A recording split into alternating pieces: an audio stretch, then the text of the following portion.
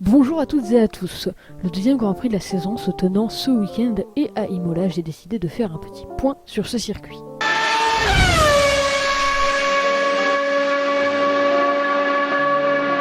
Le circuit d'Imola, ou plutôt en italien l'Autodromo Enzo Dino Ferrari, est un circuit situé à proximité de la petite ville italienne d'Imola. À 40 km à l'est de Bologne et à 80 km à l'est de l'usine Ferrari de Maranello. Le circuit fut baptisé du nom du défunt fondateur de Ferrari, Enzo, et de son fils Dino. Avant la mort d'Enzo Ferrari en 1988, le circuit se nommait Autodromo Dino Ferrari. Pardon pour mon accent italien médiocre. Wikipédia, c'est fait, maintenant passons aux choses sérieuses. Vous ne le savez pas encore, mais je suis un fanat de chiffres. Alors en voilà quelques-uns. La nationalité de pilote la plus victorieuse est l'Allemagne avec 9 victoires en terre imolienne. À Imola, c'est sûr que le grand Schumacher aide. Là où le pays de constructeurs le plus victorieux est l'Angleterre avec 20 victoires anglaises. Le Grand Prix d'Imola a eu 5 appellations. Grand Prix de la Cité d'Imola, Grand Prix d'Ino Ferrari, Grand Prix d'Italie, Grand Prix de Saint-Marin et très récemment Grand Prix d'Émilie-Romagne. Et bien sûr, pour l'instant, il y a eu 30 Grands Prix avec le 31e qui se tient ce week-end.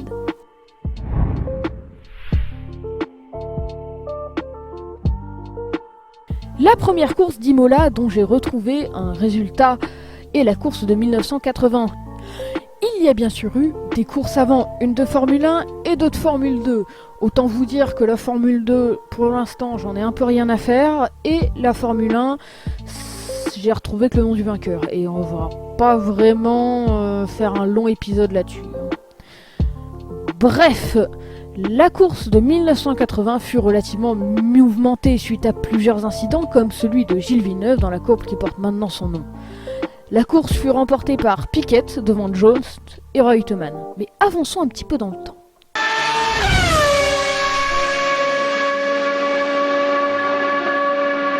Nous voilà 2 ans plus tard au même endroit. La guerre entre la FOCA, Association des pilotes et des constructeurs, et la FISA, organisateur du championnat, mène à un boycott du GP d'Imola par les constructeurs.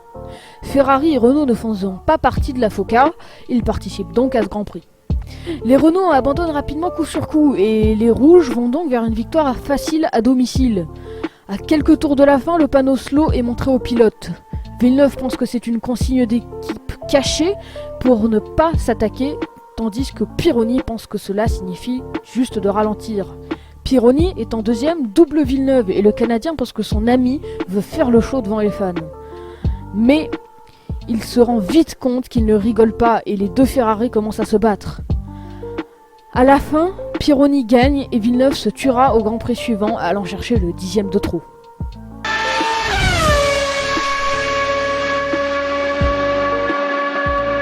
La prochaine partie, tous les fans de Formule 1 la connaissent.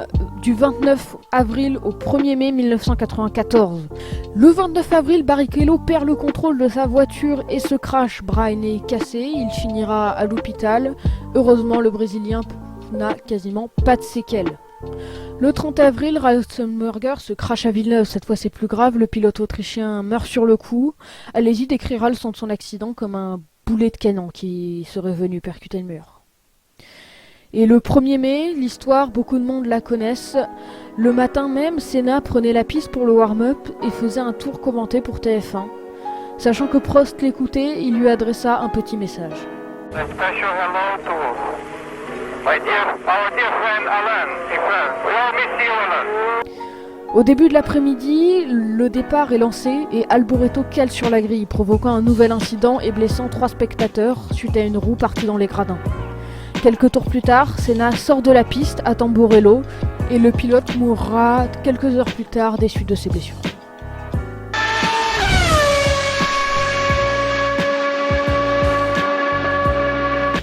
Il y a eu beaucoup d'autres éditions marquantes du GP d'Imola, mais suite à un souci de temps, clairement je m'y suis pris trop tard, je n'ai pas trop pu en parler.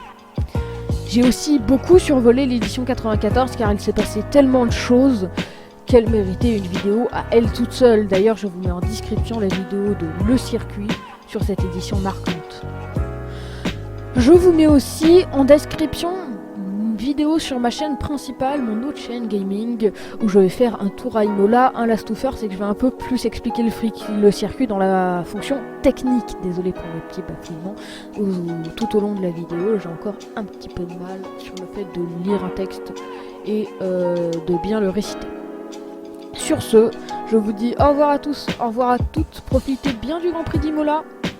Cut!